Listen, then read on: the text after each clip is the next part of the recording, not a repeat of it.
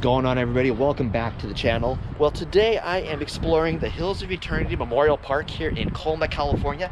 This cemetery is part of the Jewish cemeteries of San Francisco. It's a beautiful cemetery with a lot of cool stuff, so let's go check it out. When I come to this cemetery, the first stop I always make is to the grave of Wyatt Earp. Yes, the Wyatt Earp, Old West lawman, gambler. Books, movies have been made about him, and I always come to his grave because I like to see what people stop by and leave off for him at his grave. There's always something left behind by people. This grave gets a lot of visitors every year. People are always coming who are traveling or, you know, sightseeing or whatever, come down here to find his grave and leave stuff. So let's check it out down here. As you can see, Wyatt Berry Stapp, 1848 to 1929. Josephine Sarah Marcus, 1861 to 1944. It says at the bottom there that nothing's so sacred as honor and nothing so loyal as love. As you can see here. And people have left whiskey. Was that? I think it's whiskey or bourbon or something. Bourbon whiskey. And somebody had left, people leaving money, leaving coins, all kinds of stuff. But this looks like someone left a candle or something right here.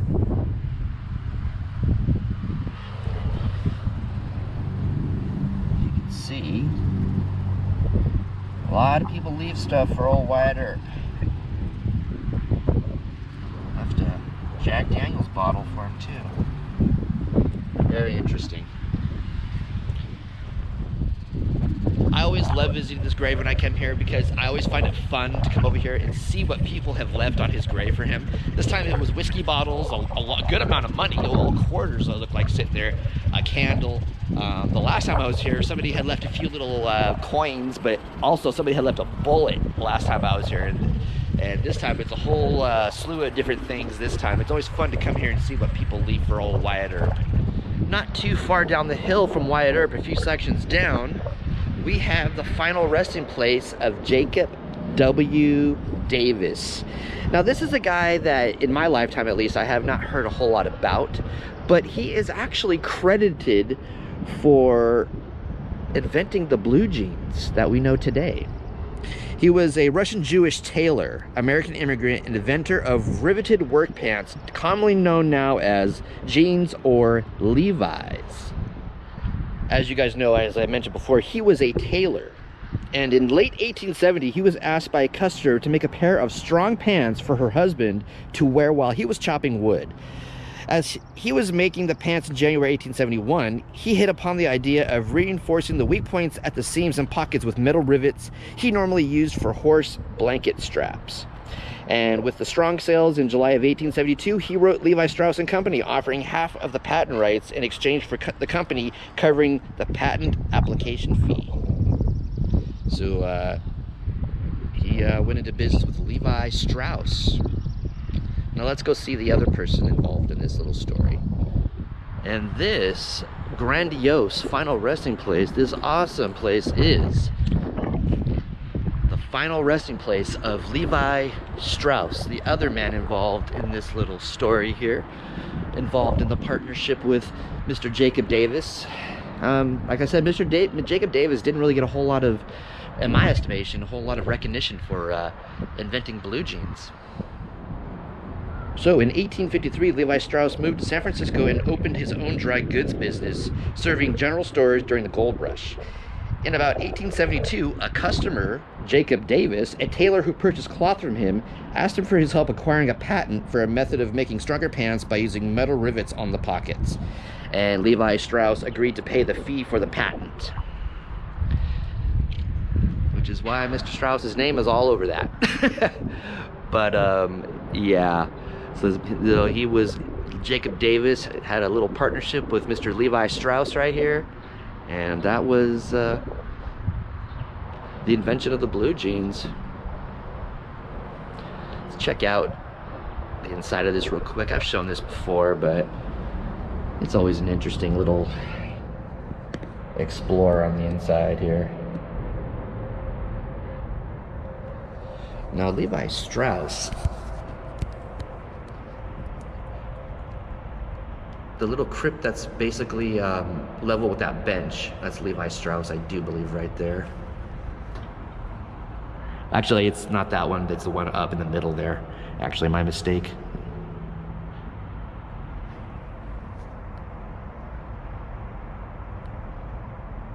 Let's take a look in here. Levi Strauss is on the far left there, level with this bench. The bottom spot is the final resting place of Levi Strauss. This thing is beautiful. It's got little cubbies for urns and whatnot in there.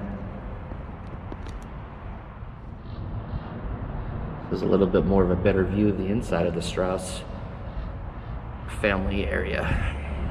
Off to the far right there, yeah, there's a cubby with urns and boxes and whatnot of ashes. And the mother is up top center. To the top statue says "Our Mother."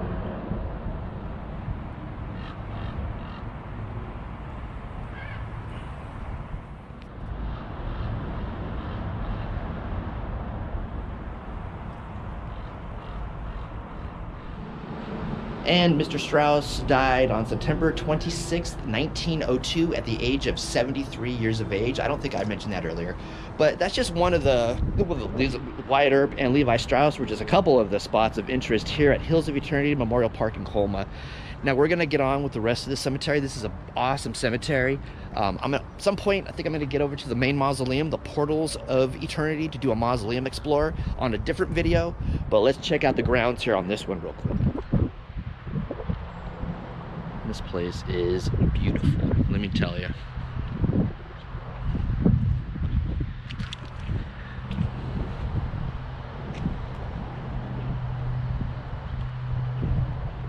Look at this awesome one. Silverberg is the name. This is a pretty well kept one. Obviously family still visits this one, but as you can see in the back there, there's urns and whatnot in the back there on the table. There's actually 2 shelves there of cremated remains in the Silverberg family here. I always find it crazy how that sometimes inside some of these they just leave them out in the open like that. But it's in a container.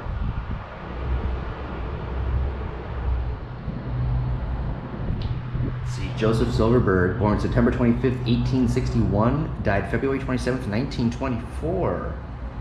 And we got Frank down here. Born October 26th, 1870, died October 13th, 1916. Frank Greenland Minor. There's one up here. I can't really get a good view of that because this writing is so light. Simon Silverberg, born October 23rd, 1832, died October 17th, 1905. Wow. And we got an urban up top. It's kind of hard to see the inscription on his, but this thing's beautiful. Bachman is the last name on this one. God, this one is awesome too.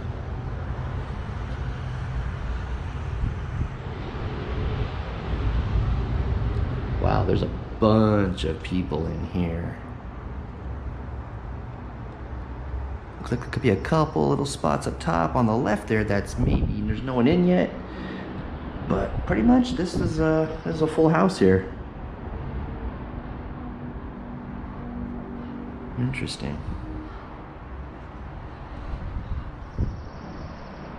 Beautiful floor too. Now I love these pyramid designed ones, these pyramid designed stones and stuff.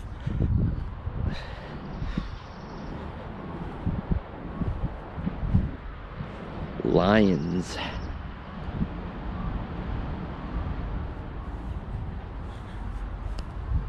Very beautiful.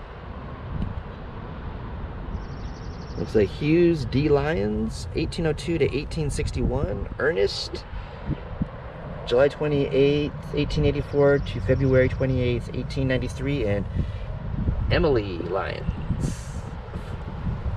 1843 to 1928. What is this? It's like a lighting thing.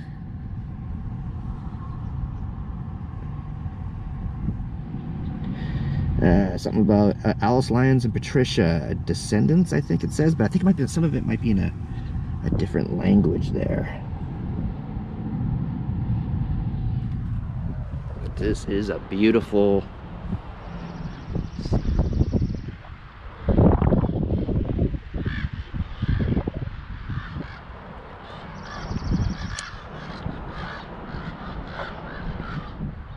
this stone over here is actually very beautiful.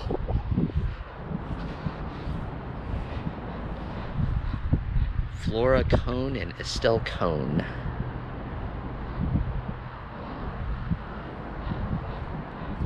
Look at this.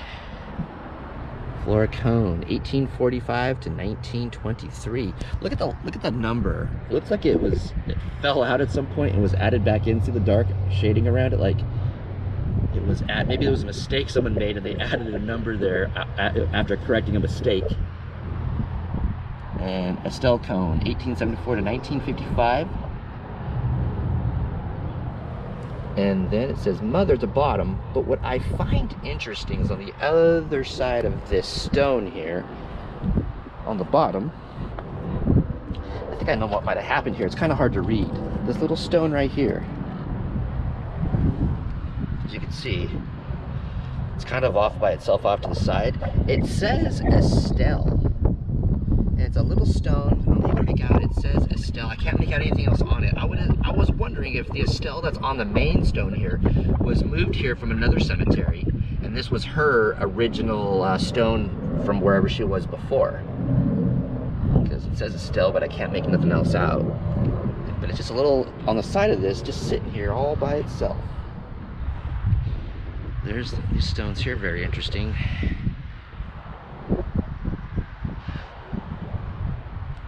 These are beautiful stones with the carvings on the top here. It says, sacred to the memory of Pauline, the beloved wife of the late Solomon Pizer, a native of Pizern, Poland, died May 2nd, 1883, aged 76 years. And it says at the bottom here, a devoted wife, a kind mother, and beloved by all.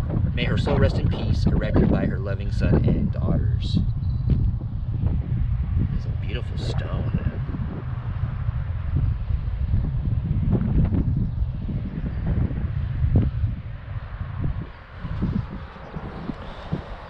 And I guess this is, we got here.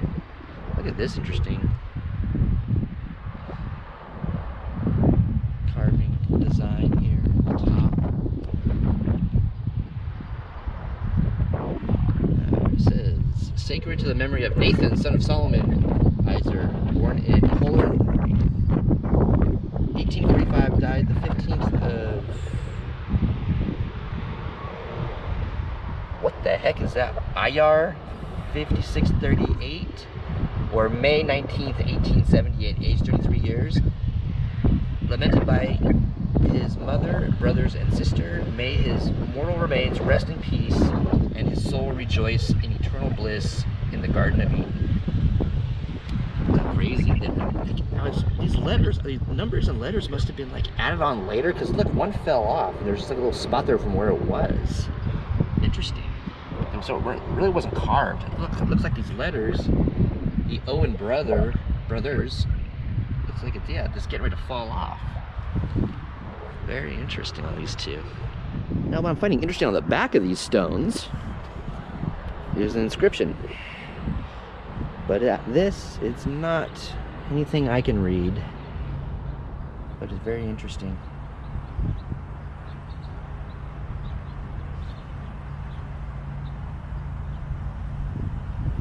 Back of both of these, it's probably just the same what's on the front. I would assume, I'm not sure. Anybody can read this? You let me know.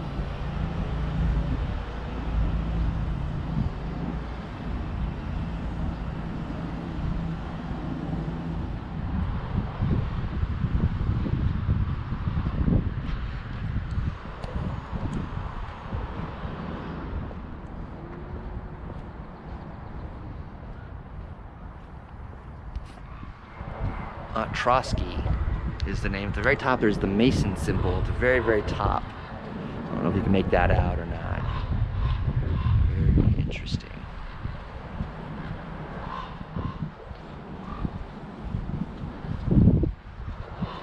There's a missing door on this thing. Very interesting. It looks like there's a piece in the center that's missing.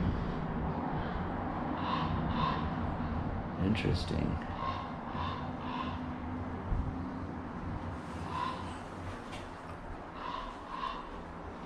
Samuel, beloved husband of Amelia, died July 31st, 1897, age 61 years. Amelia, beloved wife of Samuel, October 22nd, 1926, aged 75 years. Native of London. Her works shall praise her in the gates. Kind of hard to make out, and then, as far as I know, this bottom one isn't even occupied. Wow. Evidence of something going on in here, shenanigans. There was a crow. They're flying around out here, guys. Such a cemetery thing to have a bunch of crows flying around, cackling. It's crazy.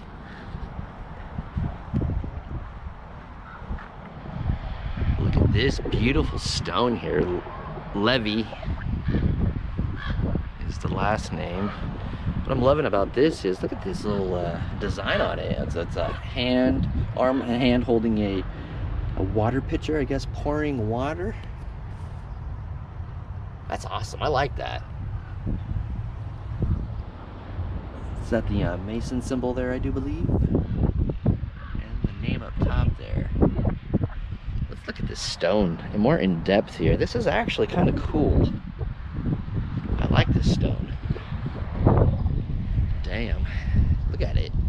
Just detailed as hell. Look at all that detail.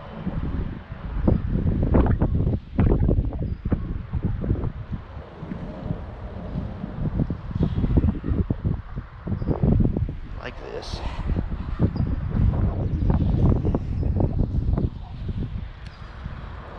The front of it, with a dove and some kind of curtain draped across it on the carving or the design. That's awesome. There's the initial. Okay, we got Bernhard, February 12th, 1889. Frederica, May 12th, 1890.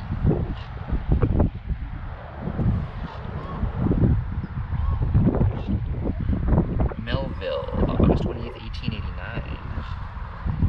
Morris B, 1906. And Davis, October 3rd, 1901. This is a beautiful stone.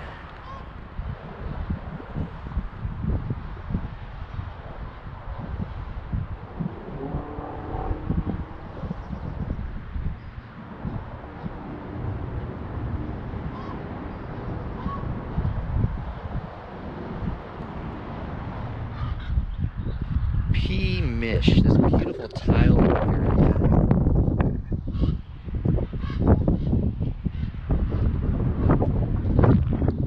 This is just a beautiful tiled walkway here.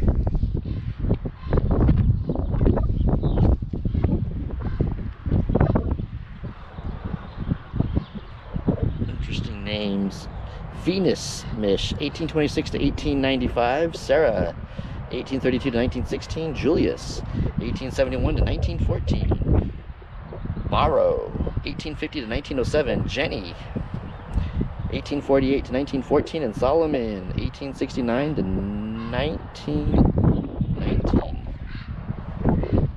Look at this. This is beautiful. I like this.